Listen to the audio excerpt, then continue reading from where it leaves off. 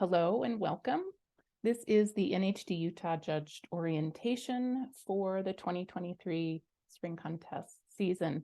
My name is Wendy Atzet. I'm the State Coordinator for National History Day in Utah, and I'm so happy to welcome you to our judging teams this year. We are looking forward to a spring of great competition and a lot of fun student interaction. So today we are going to do the pre-contest training.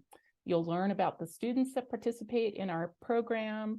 We'll talk about how the in-person contest will work. We will go through all of the judging criteria very carefully, and we'll talk about some best practices that you need to know and how to prepare and what to expect at the contest when you arrive. So here are the basics. This is a tournament-style program where school students will begin at a school or district level competition, and then we select the top entries from each contest to advance up through regionals, through the state contest, that's the affiliate, and then at state, we will select winners to go on to nationals, which happens in June. So you may be judging at any point in that tournament cycle. And just remember, you'll have more kids coming into the contest than will leave. And the goal is to make every contest a really great, positive learning experience for the kids who are there. More than 75% of our contestants every year are first timers at doing National History Day. And usually National History Day is really their first experience doing history rather than just receiving it as part of a class. So we ask them to learn how to do historical research using primary and secondary sources to understand their topic. We ask them to make an argument about the topic and why it's significant in history and how it relates to our annual theme. Then they create a project to share their conclusions and their evidence, and they bring that project to compete in an NHD contest. And if they advance, they get the opportunity to revise their projects and improve and repeat the process.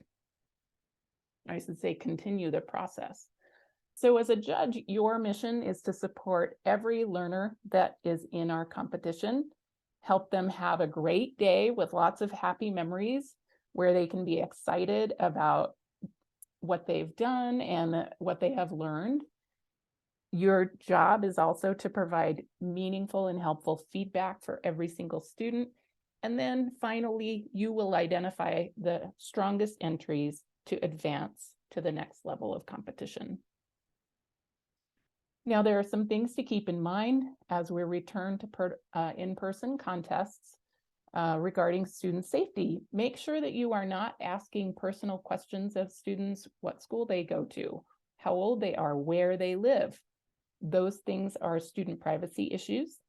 Please don't take any photos of students. It is okay at the contest to take photos of the project, and never ever should you be alone in a room with a student. Now, last year we offered hybrid contests, which gave students the option to compete virtually. We aren't offering that unless students are actively sick. So our contest will be in person this year rather than hybrid. So what this means is all of the students and judges will attend the contest in person. And if you or a student happens to be sick the week of the contest, please let your coordinator know. We are planning and can make accommodations and adjustments so that students who are ill and can't attend can still be judged, but we're not offering all students the option to not attend. If they are not ill, they need to come. For documentary, paper, and website judges, those categories, we receive the projects ahead of time, and they also take a little bit longer just to view and evaluate the entries. And so you'll get those in advance, at least a week before the contest date, and that will give you time to judge the entries before the contest. And you'll do that using our online system. And then you'll attend the contest to do in-person interviews with the students. Now, if you're judging for exhibits or performances, those projects will not be uploaded in advance into our online system, but their process papers and bibliographies will be available to you online. So We would love to have you take some time to review that paperwork before you come to the contest, but you will view the projects and interview the students at the contest. So the way pre-judging works using our online system, and again, this is somewhat relevant to all 5 categories, but for documentaries, papers, and websites, you will look at both the paperwork and the project through our online system, which is called ZFairs. So when you set up your judging account for the contest, you're going to go back to that contest homepage, use your login and password, and then you'll be connected with the projects online and with the judges on your judging team. Using the system, you'll be able to view the projects, fill out our evaluation forms, and take notes. And you can begin writing your comments for the students during the advanced judging period. In fact, you can almost totally write them, and you'll still have time to revise and finish them up on the day of the contest. And we do ask that if you're judging documentaries, it's important to be very equitable. So we ask that you watch each documentary one time before the contest, and then you will watch it again at the contest. Everyone will come to the contest. You will interview the students in all of the categories. And for documentaries, exhibits, and performances, you'll also view the entries at the contest. Then there will be time scheduled into the day for you to deliberate with your judging team, discuss any prize nominations, figure out how you're going to rank the projects and assess the projects against the judging criteria. And then you will use our ZFairs online system to submit your rankings and to finish your evaluations, your written comments, and submit all of those. Because we're using ZFairs for all of the judging materials, you do need to bring a laptop to the contest. And if you don't have a laptop to bring, just let us know ahead of time so that we can have one there for you. So your judging packet will live in the ZFairs system. When you log in to the contest, you will go to the Judges tab, and there will be video training resources there, a selection of printables, as well as FAQs and tips. And that is also where you will enter the judging portal to view the projects, to view the process papers and bibliographies, to access the evaluation forms, and submit your evaluations and your rankings. So we have a total of 27 competition categories in National History Day in Utah, because we offer 3 age divisions here in Utah. The 4th and 5th grade compete in the youth division. The middle school ages, 6th through 8th grade, compete in the junior division, and then 9th through 12th grade competes in the senior division. And then within each of those age divisions, we offer 5 creative categories: exhibit, documentary, performance, paper, and website. And in those categories, students can compete as an individual, or they can work as part of a group. And so individual and group projects are judged separately. That gives us 9 categories in each age division. The reason there are 9 is because papers can only be done as an individual. We don't offer group papers. So that ends up giving us 27 categories at the contest if they fill. And then each of these categories is judged and ranked separately. The entries compete against each other in those categories. And you may be judging one or more of these categories at a local or state contest. So the way the judging is set up is you will have 2 to 3 judges on your team. We work really hard to balance the expertise so that we don't put all of the archivists on one team and all of the teachers on another team. And we also make sure that there is one experienced judge who works as the team captain. Their job is to make sure that the team is working together, and then they submit all of the paperwork and the forms in the system. But it's very much a secretarial job. They are not the director of all decisions. We do expect that the judges work as a team and reach consensus so that the messaging and the information the students get at the end of the process is consistent, so that they aren't confused. And the way the judging structures work in a larger contest, if we have more than about 10 entries in any category, such as junior individual exhibit, we will break that category into heats. And so your judging team will have an acronym title, something along the lines of JIEA, JIEB. That would mean junior individual exhibit, heat A, heat B, and however many heats we need. And so in the first round, you will expect to see about 8 to 10 entries.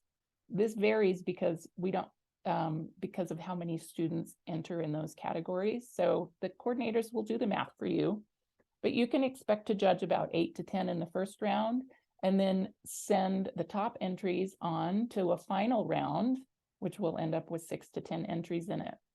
And at large contests, we will need a final round in a lot of our categories. And so if you're an experienced judge and you can stay all day, please let your coordinator know that you can judge both rounds. We need as many final judges as we can in our larger contests.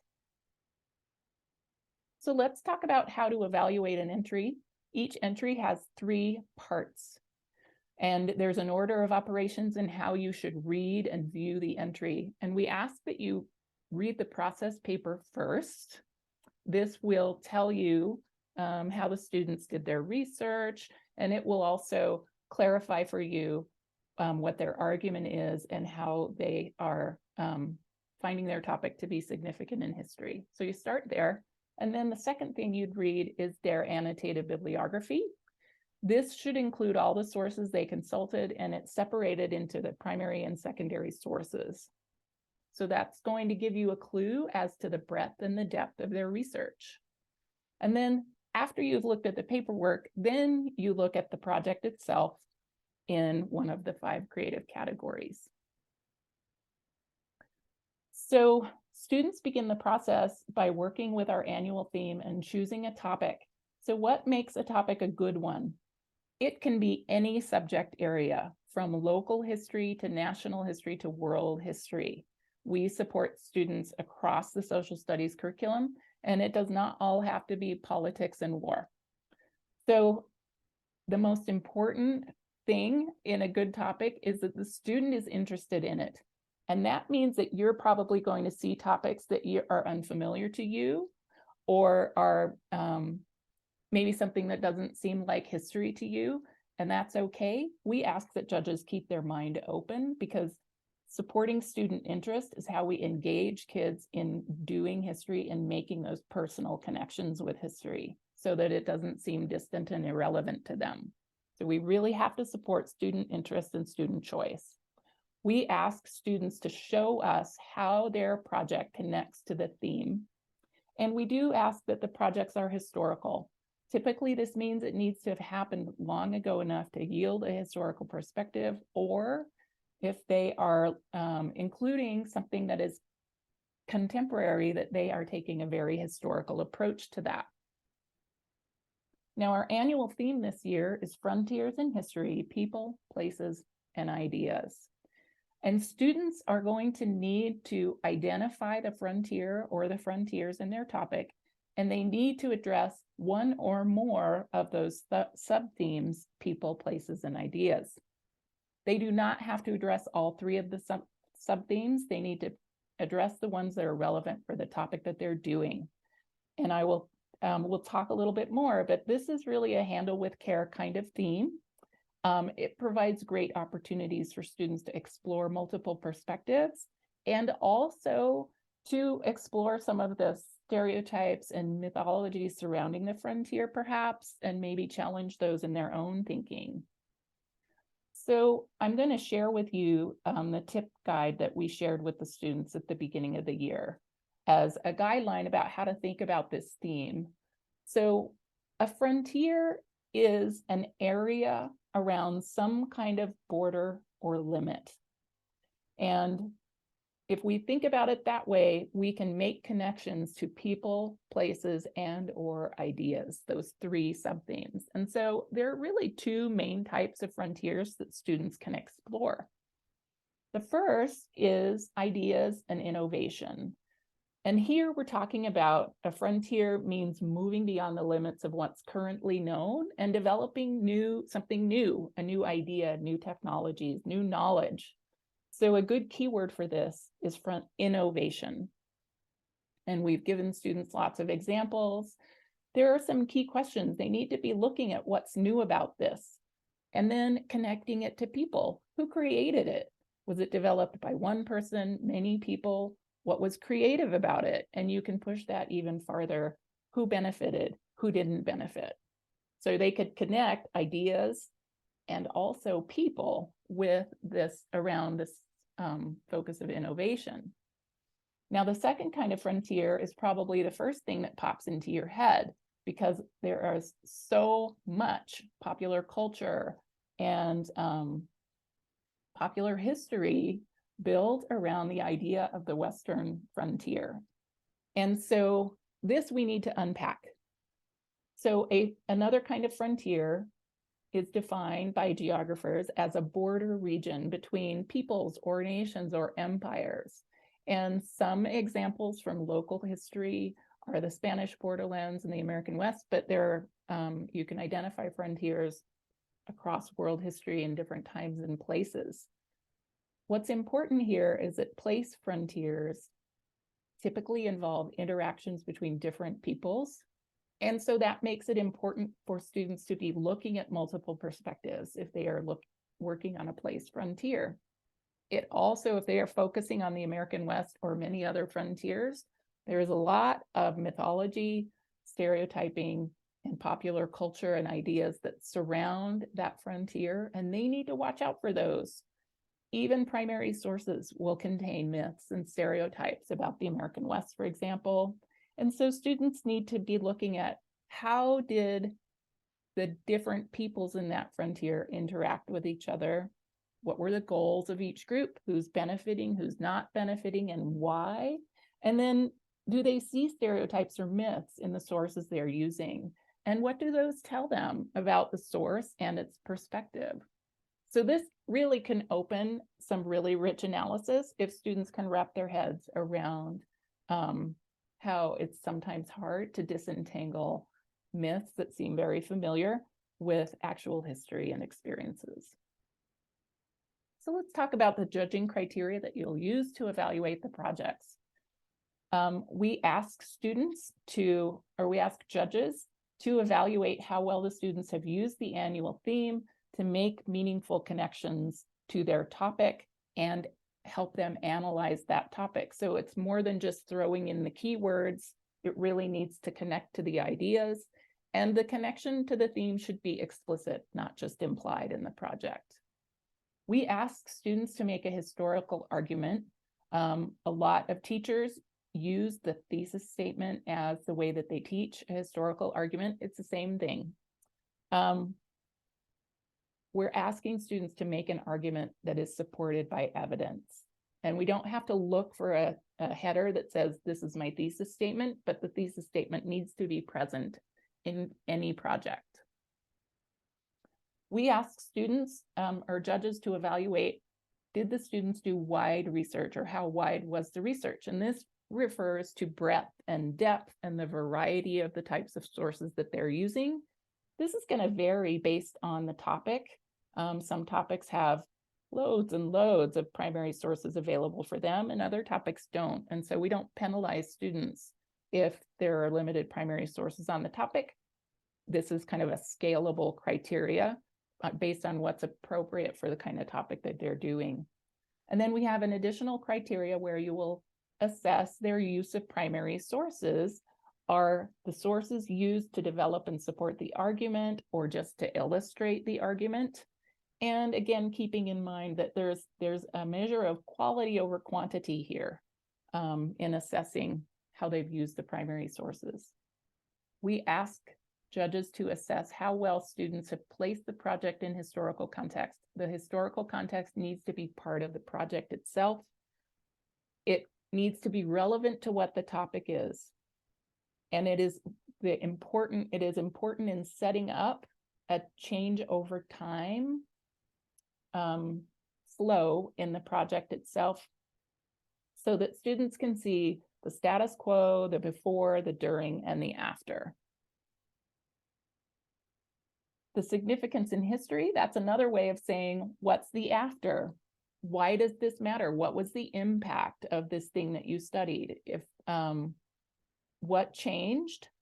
And was it a global wide-scale change or a local change? Doesn't matter. They just need to be clear on what it was. And here again, we want this to be grounded in evidence, not just in supposition. So if you looked at lots and lots of kids will study Jackie Robinson for History Day, and he is a wonderful entryway into learning about history and how to do history. And so you could look in a Jackie Robinson project for the before, where students need to be providing that relevant background about segregation, Jim Crow, the Negro Leagues. Then the during would be where they focus on Jackie Robinson, breaking the color line in Major League Baseball, providing the W's and the how and why, and then finishing up with the after. Why did this matter? What was significant about Jackie Robinson and what he did? Being specific about the short and the long-term impacts and outcome. So multiple perspectives is another criteria the students need to meet. And you're looking for students to consider more than one perspective, not just in their argument, but in their research. And they don't need to, I'll go to the next slide, they don't need to argue on behalf of every perspective that's relevant to their topic. They don't need to present each side equally, but they do need to show that they understand the positions and the views and the actions of the different perspectives around that topic. And so students will, and judges will often wonder, well, what do we do if they're dealing with a topic that involves violence or hate, racism, discrimination? Do the students have to support that? No, but they do need to show that they understand it. We have a criteria where you'll assess historical accuracy, and we are not expecting judges to be experts on every single topic, but we are looking for accuracy where there's not major mistakes in the information, where they're using credible sources, and they're not omitting major things. So a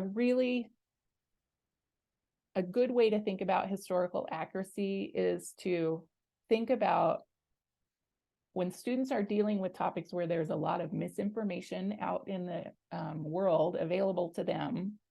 This is a way for you to help them see that they've got information that's not accurate. There's tons of this surrounding the Nazis, for example, and many, many other historical topics. So this is a way that we can check that and help guide students. And then we have a criteria called student voice in every single category, where we want the students' ideas and their analysis to be clear and to rise above all of the evidence that they're showing you. And the reason for this criteria is because with the rise of internet research, it's very easy for students to just grab a ton of material out of their sources and fill their project with other people's words and thoughts. So we're looking for a balance and how easy it is to find the students' own ideas and analysis, and that they are balanced with supporting evidence that they are providing. So here's an example from a project a few years ago where the student words are in blue, and then the supporting evidence is in brown here. And you can see that there is a clear weight where they're very specific about the supporting evidence that they chose. They didn't choose a humongous quote. And that if you look at the board, there is the student words are very clear and they are not out of balance with the sources. Okay, so we have a judging rubric, and since we're using the online system, it won't look exactly like this. It will appear with radio buttons in your portal. And the historical quality criteria are the ones I just went through. Those are going to appear at the top of the form. And just note that nowhere on our form is there a place where we evaluate performance in the interview. We are focusing on the research and the content and the analysis of the project. Then the next set of criteria have to do with clarity of presentation, which is how well have the students used their medium, whether they did a documentary or a website, to present their topic. And so the clarity of presentation criteria are specific to each of those categories, and they're going to appear for you in every evaluation form. And I like this because it really helps you stay on track and make sure that you're looking for all of these things. Remember, we want to avoid giving students cute points for projects and making sure that we're thinking about clarity and like technical merit. And then the third section of that evaluation form is going to run you through some of the basic rules for each of the categories. Again, these are going to be specific to each category. And this is going to cover the equalizer rules, like the size of the project or the length, number of minutes, and that the required things are included. These are here to make sure that we are recognizing the level playing field, and if students are exceeding these maximums, that we're noting that, because we don't want to give students an advantage if they have broken one of these equalizer rules. But we also don't want to be nitpicky and ticky-tacky about overweighting these kinds of rules. So if you have questions about a project, reach out to your coordinator. So a minor infraction is something that doesn't really give the project a competitive advantage. And this is something that you might mark and be sure to note in your written comments to the students.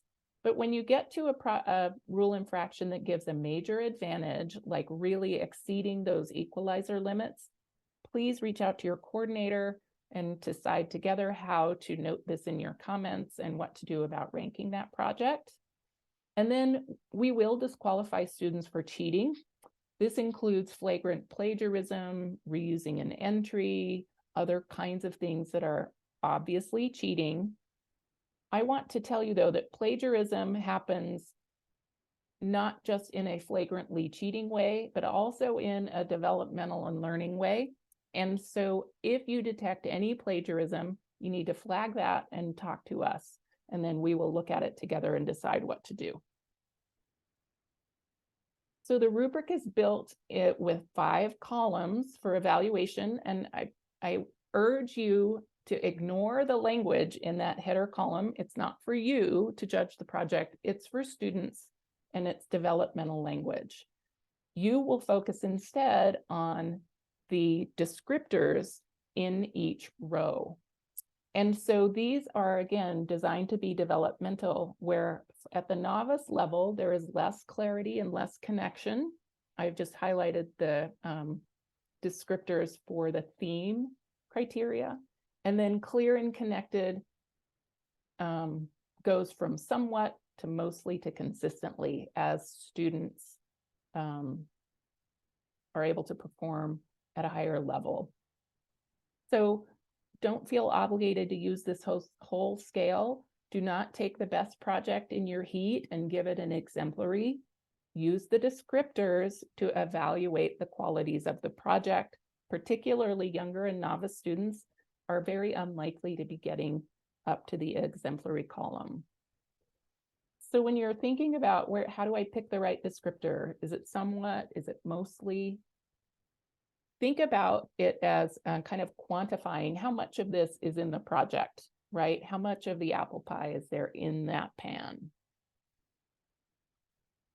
Here's a quick example where you can sort of compare a historical argument where we've got a sample thesis statement here, and whether there's minimal, somewhat, mostly, or consistently supported by the analysis and evidence in the project.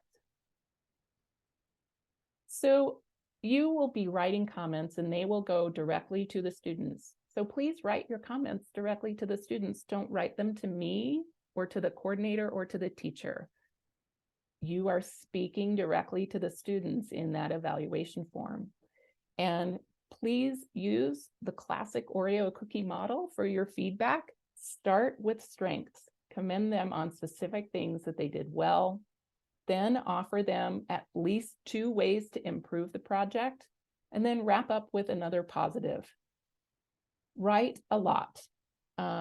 Feel free to give them more than 2 strengths and more than 2 suggestions. But gear everything you say to be helpful and to be kind. And then please go back and proofread your comments so that your grammar is correct, you don't have spelling errors, and your capitalization is correct, because the students will download your comments right out of the system.